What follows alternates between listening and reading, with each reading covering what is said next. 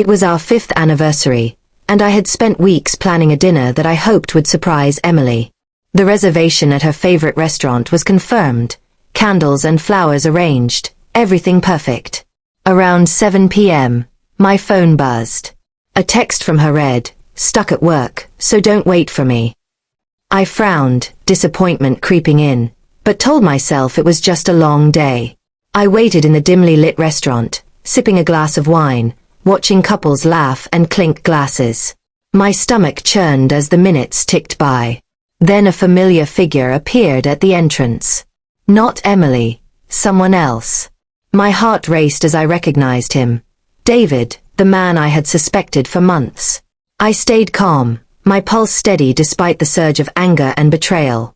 David glanced around nervously, clearly unaware of the full situation. Minutes later, Emily walked in. She stopped when she saw me, her eyes wide with shock. "Jake, I can explain," she stammered.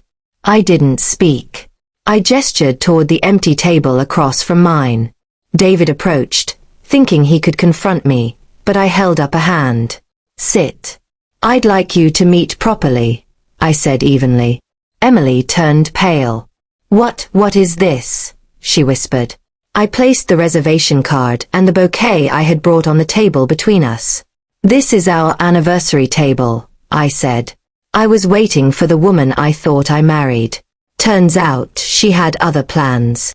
David opened his mouth to speak, but I cut him off. "Don't. You're not part of this story anymore. I've let it play out long enough, and now it ends here." Emily's face crumpled, the smugness she sometimes carried nowhere to be found. "Jake, please, I didn't mean." I shook my head. "I didn't plan revenge for pleasure. I planned it for clarity. You know what betrayal feels like, and now you've seen my calm resolve instead of hysteria. That's all you need to know." I left the bouquet and the reservation card on the table and walked out, my steps steady.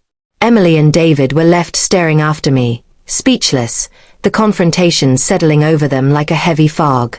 That night, I didn't call her. I didn't plead or argue. I simply went home and let the quiet truth sink in. I had reclaimed my dignity, and she had been confronted by the weight of her own choices.